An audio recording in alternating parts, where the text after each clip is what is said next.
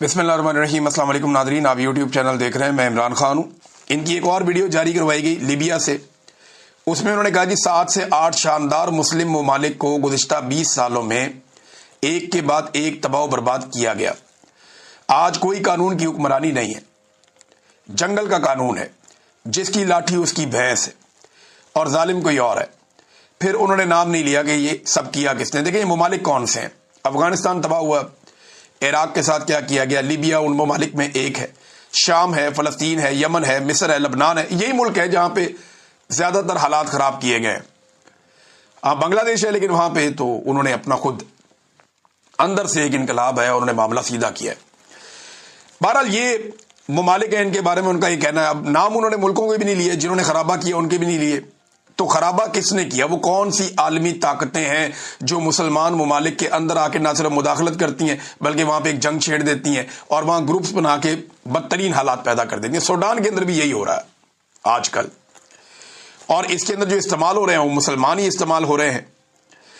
तो मेरा एक सवाल यह है कि उन्होंने कहा जी कि कोई कानून की हुक्मरानी नहीं है। तो मेरा सवाल यह है कि क्या पाकिस्तान में कानून की हुक्मरानी है?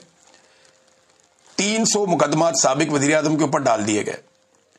70 साल की उम्र तक उस आदमी के ऊपर एक भी पर्चा नहीं था और आज उसके ऊपर 300 के करीब पर्चे कर दिए गए। क्यों? ये कानून की हुक्मरानी है। औरतों को सड़कों पे घसीटा गया, जबरी तौर पे गुमशुदगियां की गई। क्या ये कानून की हुक्मरानी है? मैं 5 महीने मुझे जबरी तौर पर लापता किया गया। अहमद फरहाद साहब को किया गया, समी इब्राहिम साहब को किया गया, औरिया मकबूल जान साहब को किया गया, इंतजार पंजूता साहब को किया गया, उस्मान डार साहब को किया गया, फरूख हबीब साहब को किया गया और बेशुमार लोग हैं। इनको जबरी तौर पे लापता किया गया, इन पे मुकदमात भी बनाए गए, बार बार गिरफ्तारियां की गई। अब सहाफी हमारे फिर गिरफ्तार हैं, सोराब बरकत साहब हैं, हमारे आगा शेख सरवर साहब हैं, राय गुलाम अली साहब हैं, बाकी दोस्त हैं, कईयों को नौकरियों से निकाल दिया गया। क्या ये रूल ऑफ लॉ है? क्या ये कानून की हुक्मरानी है? मैं जानना चाहता हूं। औरतों को सड़कों पर घसीटा गया और जेलों में बंद कर दिया गया। क्या ये कानून की हुक्मरानी है? क्या ये रूल ऑफ लॉ है?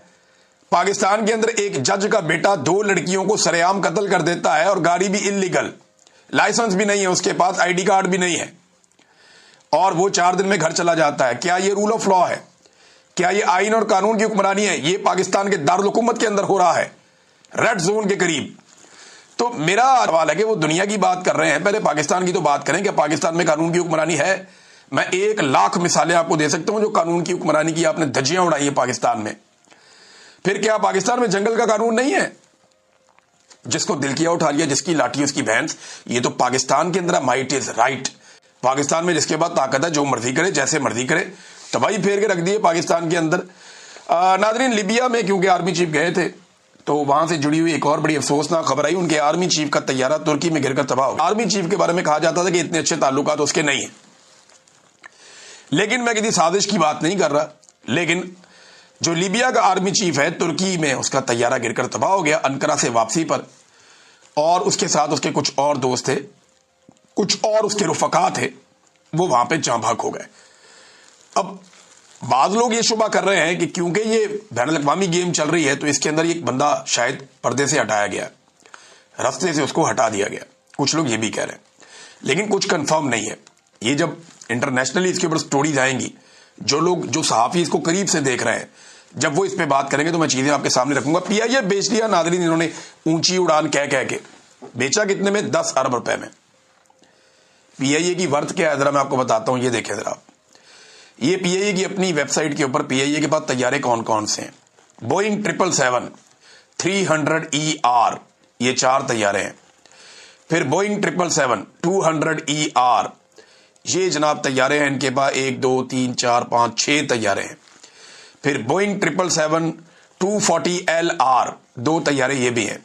फिर एयरबस, ये बहुत बड़ी कंपनी है, बोइंग के बाद दुनिया की बहुत बड़ी कंपनी है ये भी, इसके लगभग 15 तैयारे पाकिस्तान के पास हैं। फिर ATR तैयारे पाकिस्तान के पास 5 है।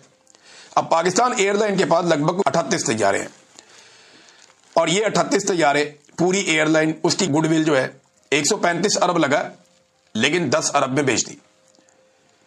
यानी गवर्नमेंट को जो पैसा मिलेगा वो 10 अरब मिलेगा।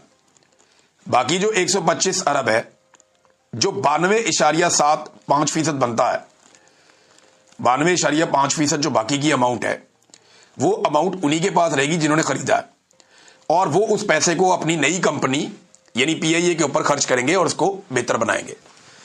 कभी सोचा आपने दुनिया में ऐसे होगा? यानी एक इतनी बड़ी एयरलाइन बेच दी जिसकी गुडविल ही खरबों में होनी चाहिए, उसको 135 अरब में बेच दिया, और हुकूमत को क्या मिला? सिर्फ 7.5%, 10 अरब। बाकी सारा पैसा जो खरीदार है उनके पास ही रहेगा, वो जितना चाहेंगे जब चाहेंगे इसी एयरलाइन के ऊपर लगाएंगे, एंजॉय करेंगे। और ये पूरा एक कंसोर्शियम है जिसमें वो कहते हैं हम वेलकम करते हैं फौजी फर्टिलाइजर को भी। अब सवाल ये पैदा होता है कि 38 तैयारे, आपको पता है जो बोइंग का एक तैयारा है ना, एक नया तैयारा अगर आप बोइंग का ले लें या एयरबस कंपनी का आप एक नया तैयारा ले लें, उससे कम कीमत में इन्होंने पूरी एयरलाइन ही बेच दी। 38 तैयारों वाली एयरलाइन एक नए तैयारे की कीमत से कम में बेच दी। Simple is that. और इंटरेस्टिंग बात आपको एक और बताता हूं, जितने वाजिबात पीआईए के जिम्मे हैं वो सारे के सारे वाजिबात भी हुकूमत अदा करेगी।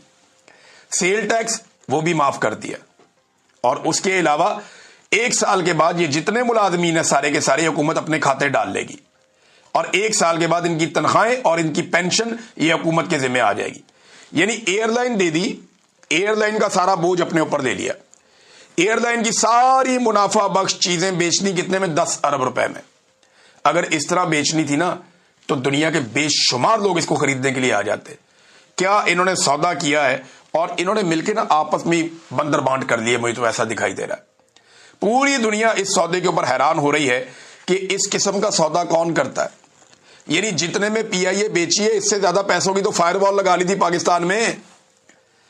जितने में पीआईए बेच दी इतने की तो सड़क एक बनती है पाकिस्तान में। भाई जितने की पीआईए बेच दी है इतने की तो बस कंपनी नहीं बनती। पूरी की पूरी पीआईए उठा के बेच दी, और वो पैसा उन्हीं के पास रहेगा। वो जब चाहेंगे इस्तेमाल करेंगे, जितना चाहेंगे इस्तेमाल करेंगे, और 90 दिन के अंदर अगर वो चाहें तो बाकी बचा हुआ 25% पीआईए भी खरीद सकते हैं। ये सौदा किया है इन्होंने, ऊंची उड़ान। फिर मुंह ऐसी ऊंची उड़ान का आप लोगों की बेड़ा गर्क किया अपने पाकिस्तान की इकोनॉमी का। अब एक एक करके पाकिस्तान के असासे फरोख्त कर रहे हैं। ये बेच के भाग जाएंगे पाकिस्तानियों, याद रखना। इनको पकड़ो, इनसे पूछो, इनसे हिसाब लो, वरना ये पाकिस्तान बेच के भाग जाएंगे। अब तक के लिए इतना ही। अपना ख्याल रखिएगा, अपने चैनल का भी। अल्लाह हाफ़िज़।